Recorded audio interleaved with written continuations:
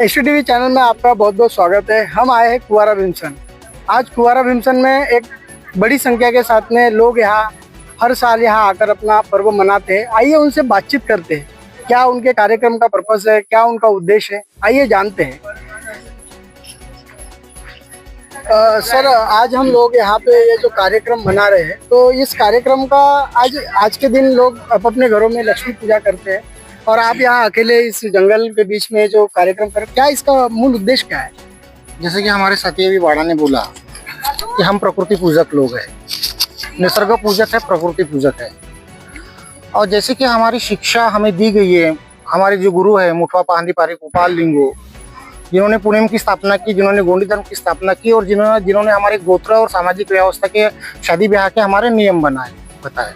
और ठीक उसी तरह उन्होंने हमें ये बताया कि प्रकृति के में आपको संतुलन कैसे बना के रखना है, या ऐसा कोई भी काम नहीं करना है जो कि प्रकृति के विरुद्ध में है। जैसा अभी हम देख रहे हैं कि आजकल जो वो लोग दिवाली बोलते हैं, हम लोग दयारी, दिवाड़ी ऐसा हम हमारे गोंडी में उसको बोलते हैं।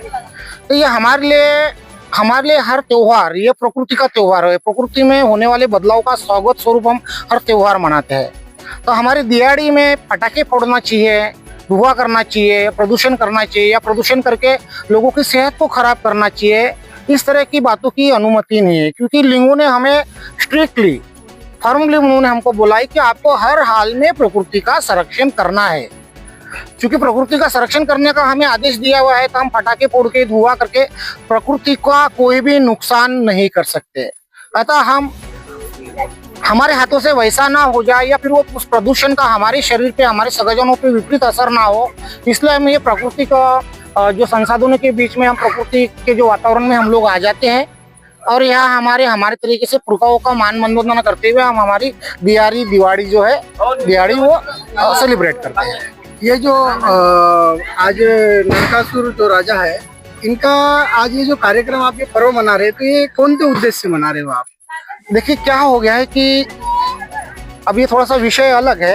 अब क्योंकि कैसा होता है कि जब कभी युद्ध होता है, जब किसी दो देशों के बीच में जब भी युद्ध हुए, दो राज्यों के बीच में युद्ध हुए, तो वो युद्ध जमीनी स्तर पे नहीं हुए, या वो जमीन या राज्य के युद्ध नहीं थे।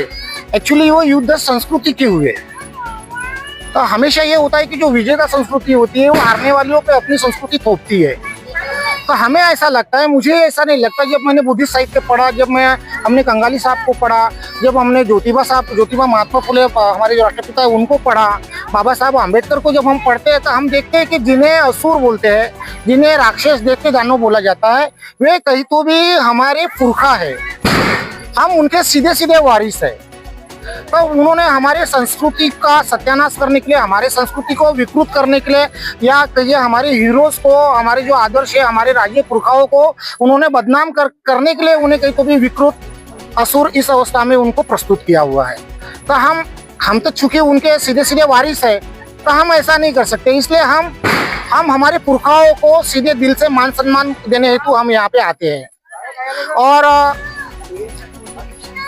और रही बात मैसेज देने की, तो हम इस आयोजन के माध्यम से हमारे गोंडियन सगाजनों को, अनुसूचित जनजाति समाज जो है, जो हमारा आदिवासी समाज है, उसके व्यतिरिक्त भी जो SC ST OBC जो समाज है, जो हमारा सीधा सीधा रक्त से भाई है, हम उनको भी ये बोलेंगे कि आप अपने पुरखाओं का, आप अपने राजाओं का मान सम्मान करें, ना कि किसी अन्य संस्कृति को फॉलो करें।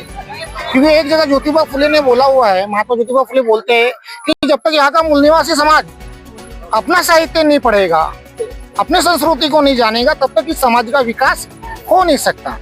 अतः मैं आपके चैनल के माध्यम से यहाँ के देश के SC ST OBC जो समाज है, अन्य समाज जो भी है, जो अपने आप को मूल निवासी मूलवंशी मानता है, मैं उनको ये मैसेज देना चाहता हूँ कि आप जो है अपने संस्कृति को माने, अपने संस्कृति के पुरखाओं का मान सम्मान करें। क्योंकि कोई भी समाज अपने खून के पुरखाओं का अपमान करके वो तरक्की नहीं कर सकता है।